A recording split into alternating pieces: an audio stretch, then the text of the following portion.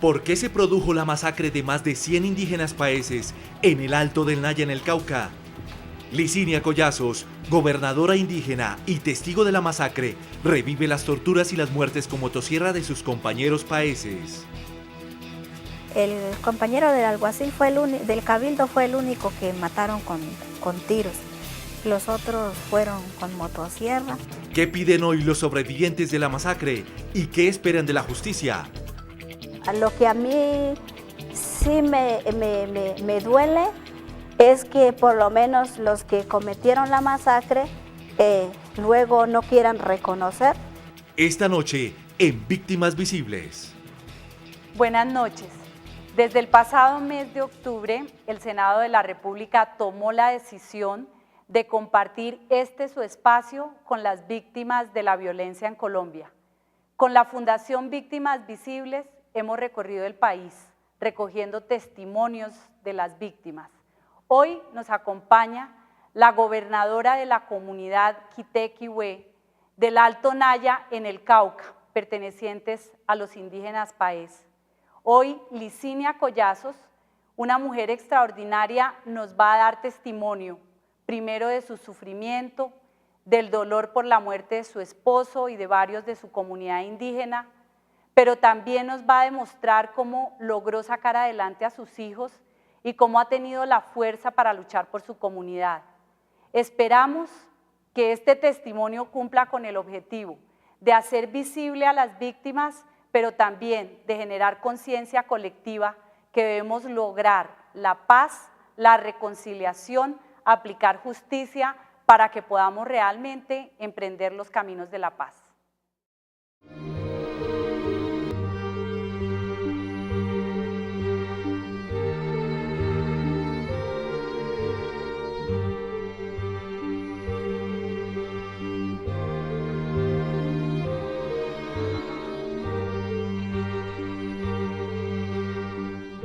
Perdí mi esposo y vi morir 5 personas comuneros de la región del Naya. Estamos desplazados el municipio de Timbío en este momento. Comenzamos a oír motosierras, ellos comenzaron a gritar y nosotros nos asustamos. Uno se quedó cuidando la puerta ahí y él nos advirtió, nos dijo, si alguno sale de aquí, pues se muere. Esta pequeña gigante se crece en los escenarios internacionales, como lo hizo en el tercer Congreso Internacional de Víctimas del Terrorismo en Valencia, España, frente a un auditorio de 800 personas. Se llama Licinia Collazos. Es una indígena paez que presenció la masacre del Alto Naya y un ser humano extraordinario que ha sabido convertir su profundo dolor en sabiduría. El perdonar para nosotros no es callar la realidad. Como personas perdonamos, pero sí exigimos de la justicia, pues que haya verdad, justicia, reparación. Siempre mira a los ojos, escucha con atención, tiene la serenidad, la alegría de vivir y la altivez de quien se ha encontrado a sí misma y lleva con orgullo la representación de su comunidad indígena paez. Para aportar a mi país, pues yo digo que hace rato hemos venido aportando, porque en el uno no ser violento está aportando mucho y no que pues los otros ojos no lo ven. Y yo creo que esto es una buena causa para aportarle pues a la paz de Colombia. Gracias, Licinia. Licinia y su familia vivían felices en el Alto Naya, en las tierras heredadas de sus abuelos. Convivían afrocolombianos, indígenas y campesinos. Estaban organizados en una junta de acción comunal y sembraban café, yuca, plátano. Y cuando ya fue llegando la población, la gente que iba pues a poseer el territorio, también fue llegando el actor armado, que también fue la guerrilla, pues ellos también se forman, como decir, para defender de esa violencia que había vivido. En ese entonces la idea de la guerrilla no es la que tiene ahora, era otra forma de lucha que se estaba comenzando sí, con el pueblo, con las comunidades. Yo medio me recuerdo que ellos llegaban y organizaban y decían y se hacía, se marchaba. Pero mire que esa idea después se fue como distorsionando, no a favor del pueblo, ahora ya no es a favor del pueblo, sino por unas ideas que ellos tienen. Entonces las comunidades comenzaron a abrirse porque ellos vieron que no se veían representados allí. Además de la masacre cometida por las AUC y el desplazamiento forzado, esta comunidad ha sido estigmatizada. Son señalados como amigos de la guerrilla. Nosotros nunca, ni jamás, porque nuestros padres tenían sus formas de organización. Era un grupo de personas que se reunían a planear cómo iban a trabajar la carretera o el camino, las parcelas. Eran como esa clase de organización. Y se inicia esa lucha permanente de los padres indígenas para evitar que la guerrilla reclute o conquiste a sus hijos. Uno tiene que velar por los hijos, darles el buen enseñamiento, guiarlos.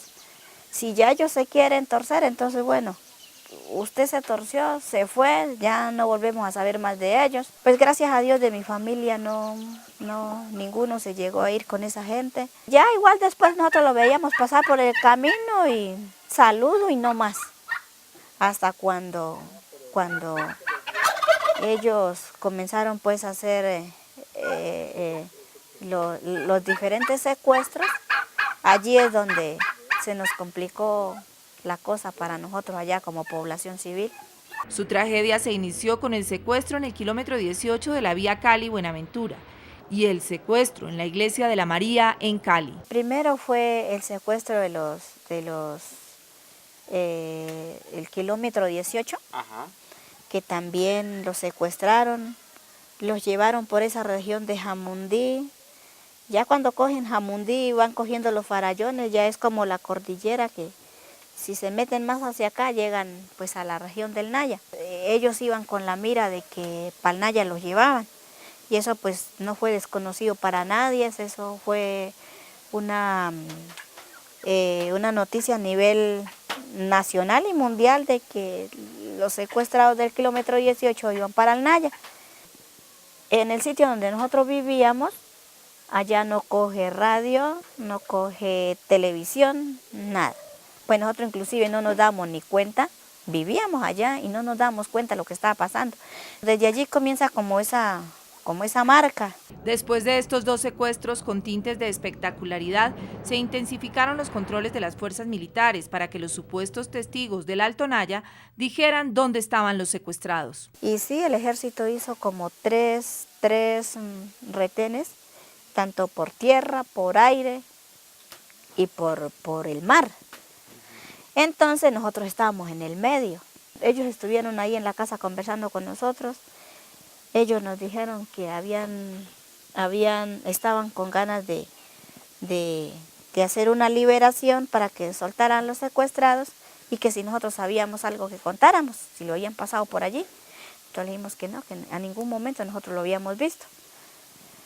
Entonces él no preguntó más nada y se fueron, pero la gente que venía por el camino le tomaba nombres, número de cédula, todo mejor dicho, ellos ya al pasar por ese registro del ejército ya quedaban pues con nombres y todo. En una lista, en un listado. Y eso ya cuando entran los paramilitares, esa lista perjudicó mucho a la gente, porque el ejército toma ese listado. Luego los paramilitares llegan con un listado, haga cuenta un listado así con la tablillita y iban comparando números. Durante un año los aterrorizaron con las muertes selectivas, sentían mucho miedo de viajar en chiva por carretera, los bajaban, los mataban o los desaparecían. Salían de su casa, pero no sabían nunca si iban a regresar. Mejor dicho, uno quería que ese carro prendiera y que no parara en ninguna parte, pero como la chiva va parando, porque va mucha gente, tiene que ir haciendo los pares, bajando la gente. Entonces, cada pare de esa chiva para nosotros era una eternidad porque uno no sabía por dónde iban a salir ellos, mantenían escondidos. Y otra vez con lista en mano, fulano de tal, venga para acá. y si lo buscaban y no lo encontraban, le decían, ¿dónde está ese perro? ¿Dónde está? Bueno, cosas. Y quería que uno, como dice, se lo trajera y se lo colocara ahí al frente. En diciembre del año 2000 la situación empeoró. Los dos actores armados los presionaban. Comenzó a haber represalias de la guerrilla a no dejarnos salir del territorio. Y los paramilitares que nosotros teníamos que salirnos, porque ellos estaban en Timba, los paramilitares, y la guerrilla estaba para arriba, para montaña. Mediante un comunicado, les notificaron que debían desocupar el territorio. Advirtieron que quien permaneciera en él era hombre muerto. Unos meses después, llegó el ultimátum definitivo. Lo primero que llegan es metiendo ese terrorismo. Nos acusaron de que nosotros éramos auxiliadores de la guerrilla, levantaron las camas, la poquita ropa que teníamos lo voltearon y buscando las armas, decían ellos. Y ellos dijeron que no, que a nosotros nos mataban, nos hicieron arrollar en el suelo. Por la misericordia de Dios nos salvamos, porque llegó otro de ellos y le dijo que no nos matara. Entonces yo alcancé a decirles que si nos iba a matar, que nos matara a todos, porque mis hijos estaban encerrados en una pieza. Yo le dije que nos matara a todos, que no nos dejara a ninguno, porque yo ya vi que ese era el día de nosotros.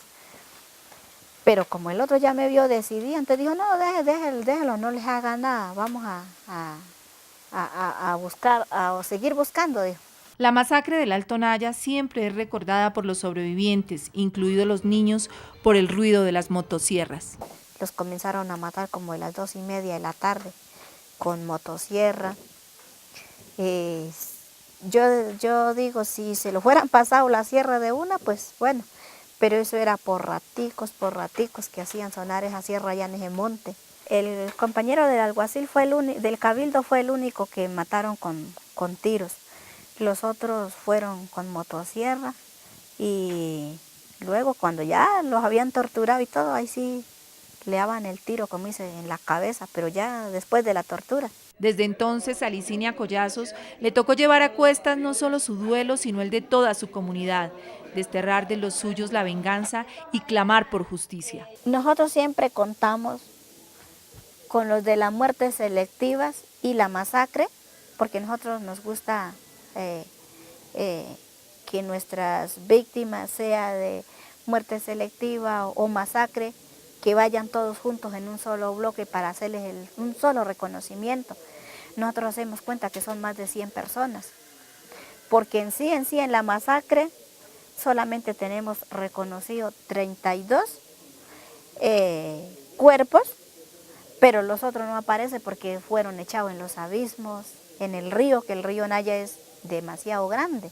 Licinia Collazos ha sacado de su interior fuerzas desconocidas para liderar la creación de un nuevo cabildo, Quitequihue, Tierra Floreciente, del cual hoy es la líder natural y la gobernadora que ostenta con una sonrisa en los labios el bastón de mando. Para uno hacer una denuncia debe estar el cuerpo, y como en este momento no tenemos cómo mostrar ese cuerpo, entonces no existe una muerte como tal, pero la muerte sí existe porque el familiar dice, no, es que yo sé que me lo tiraron al río.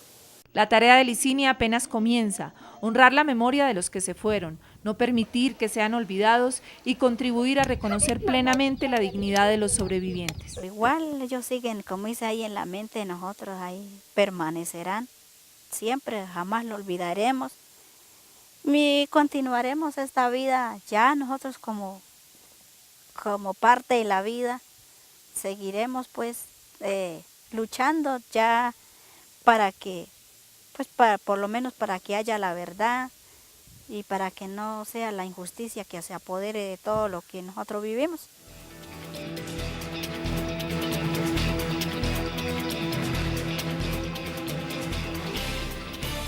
Para mí siempre ha sido un privilegio estar al lado de la gobernadora indígena Licinia Collazos.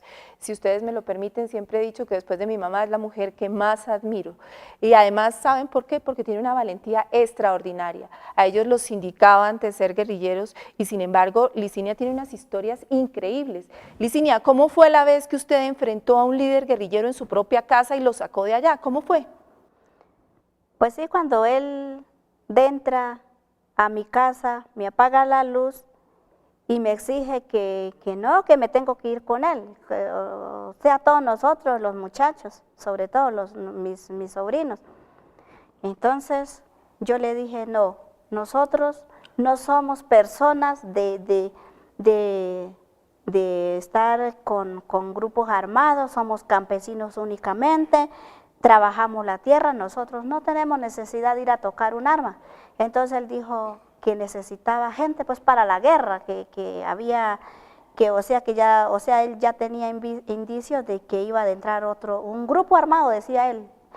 Pero yo le dije, nosotros nada tenemos que ver, si ellos entran serán a buscarlo a ustedes, porque a nosotros no. Y cuando usted se opone, ¿qué reacción tiene el líder guerrillero? Cuando él se opuso, me dijo que me fuera, que nos fuéramos de la casa, y nos echó.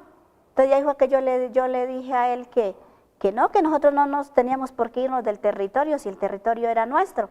Entonces de allí es donde comienza el diálogo. ¿Y a usted le dio miedo? No, no me dio miedo. ¿Y usted lo convence de que los guerrilleros no pueden entrar a las casas? Y ahí fue que comenzó el diálogo, que ellos no podían entrarnos en las casas, porque entraban ellos a la cocina y nos sacaban a nosotros. Ajá. ¿Y cómo es la firma del acuerdo para que no les invadan sus propiedades? Pues fue un acuerdo muy sencillo. La comunidad se reunió y les dijo que andaran únicamente por el camino, que el camino era de todos, el camino era público, ellos por el camino podían andar, pero que en las casas sí no se metieran. Y yo pensé que él de pronto iba a tomar represalia con nosotros porque fuimos los que nos paramos ahí, como dice, al frente, y no. ¿Y cómo llegaron los paramilitares allá, al Alto Naya? Pues eso fue una larga trayectoria desde terminando 99, 2000 y el 2001, que fue que ocurrió la masacre. Ellos ya habían dicho que iban a ir a la zona, pero nosotros decíamos por la distancia, por lo lejos que es, de pronto hasta ni se atrevan de entrar. Esa era la confianza que nosotros, entre nosotros mismos la comunidad, decíamos que de pronto no entraban por allá porque era muy lejos. Cuéntenos cómo fue eso de la masacre. Usted nos ha dicho que hubo más de 100 personas asesinadas y ahora alias HH dice que fueron cerca de 30 personas. ¿Por qué esa diferencia? Pues muchas veces porque de pronto no quiera reconocer las muertes o así como él decía antier, puede ser que al que él lo mandaba no le entregó la información completa, pienso yo, ¿no? Porque nosotros tenemos más de 100 personas con las muertes selectivas, porque eso comenzó desde el 99 hasta el 2001 y parte del 2002, cuando comenzaron, ya nosotros estábamos desplazados y todavía comenzaban, ya no masacres, pero sí uno a uno, y eso la comunidad, las familias no encuentran los cuerpos. Entonces, para la ley, mientras no aparezca el cuerpo, no hay delito.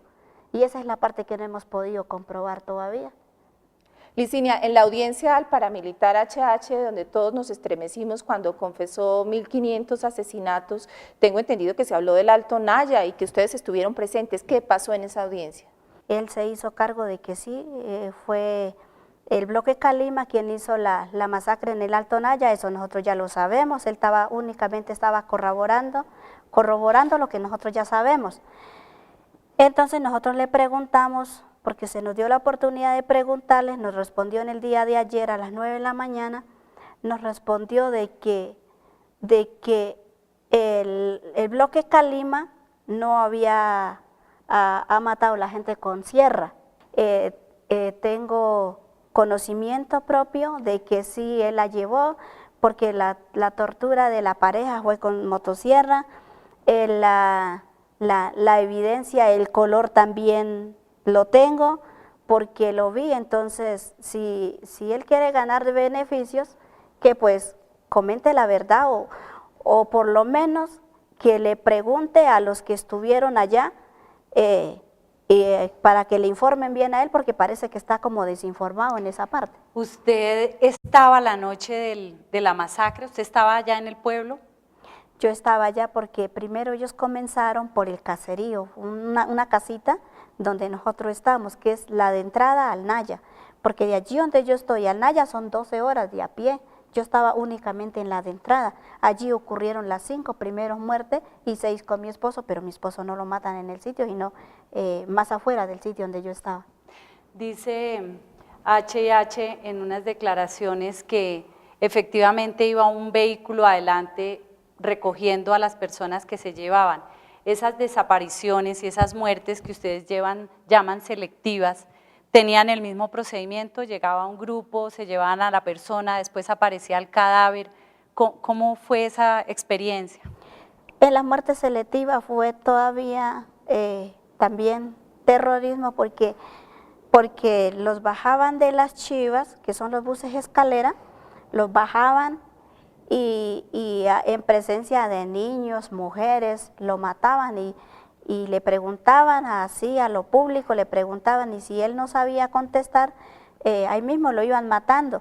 Y ellos decían, eso es para que cuando nosotros preguntemos algo, ustedes lo digan. Y muchas veces las preguntas que ellos le hacían era que le dijera en dónde, en qué sitio estaba la guerrilla, pero si la gente no andaba detrás de la guerrilla, ¿cómo iba a saber dónde estaba? Y si no sabían responderle, entonces ahí mismo los mataban. ¿Cerca de la comunidad de ustedes hay cultivos de coca? La región del Naya es cultivo de coca, pero no digamos... la gente allá siembra la coca, eso para nadie es desconocido, pero igual siempre nosotros decimos, es como el sustento de la familia porque allá no hay otro cultivo que se pueda sembrar como para comercializar. ¿Los paramilitares llegaron a desplazar a la guerrilla por quedarse con el negocio de la coca? Pues esa es la otra parte de la verdad que nosotros también queremos saber, porque H&H decía que ellos iban tomándose el territorio poco a poco, ellos se iban adentrando y se iban tomando el territorio. De pronto sí nosotros decimos que podía ser por el cultivo de la coca o por la riqueza que hay en la región. En las confesiones que hizo este señor alias H&H menciona militares. ¿Hubo militares en la masacre del Naya? Él también confesó de que sí hubo participación de militares, ex militares, ex comandante de la fuerza pública, dijo él. Él ya lo reconoció, nosotros también ya sabíamos que sí hubo. Lo que nosotros en sí queríamos saber con él era que él dijera los nombres de los militares que financiaban, los nombres de los empresarios del Valle. Cuando le hicimos la pregunta se nos enojó, no nos quiso responder y se enojó y dijo que por qué le hacíamos semejante pregunta. Sus hijos escuchan cuando asesinan a la gente con motosierra, les toca presenciar toda esa masacre, todo ese sufrimiento. Yo tengo entendido que uno de sus hijos, tal vez el mayor, que era muy apegado al papá, quiso vengarse. ¿Qué pasó, Licinia? Cuando en ese entonces él no tenía los 12 años, cuando ya tuvo 14 años se volvió rebelde, entonces yo comencé pues a aconsejarlo. Entonces un día bravo, pues así un muchacho que se enoja, me dijo que él se iba a ir a vengar la muerte del papá. Yo le dije, usted por mucho que se vaya a vengar, ¿usted cree que lo va a volver a revivir? Primero se muere usted y ambos quedan muertos, le dije yo así. Entonces se agarró a pensar y hasta él reaccionó. Me dijo, no mamá, yo entonces ahora voy a estudiar. Pero eso fue, para que él me respondiera eso, me tocó, como dice, orientarlo y además por la rebeldía que él tenía. ¿Y hoy en día cuántos años tiene su hijo? ¿Ha seguido estudiando? Sí, tiene, en este momentico, pues por ahorita yo le doy gracias a Dios, tiene 19 años. Y él ya este año mejor dicho, hoy viernes, él está saliendo de graduación, ya se gradúa, ya mejor dicho hoy. Licinia, ¿a usted se le ve tranquila, segura? ¿Sacó a sus hijos adelante o los lleva por buen camino? ¿Es gobernadora de su comunidad? ¿Ya pasó esa época de dolor, de angustia por la muerte de su esposo, de su comunidad? ¿Ya perdonó definitivamente? Pues el perdón para mí, como persona, como le digo, yo soy temerosa de Dios. Con el solo hecho de no compararme con la gente que utiliza las armas, yo creo que eso es muestra como de perdón o de o de una vida en paz. Y para mí el perdón es como la paz que uno siente por dentro. Entonces, pues, en ese sentido, yo lo que a mí sí me duele es que por lo menos los que cometieron la masacre luego no quieran reconocer los hechos. Para nosotros, verdad es decir, tanto como los actores e intelectuales y nosotros las víctimas, ayudar al proceso de la clarificación de los hechos que se cometieron en el Naya.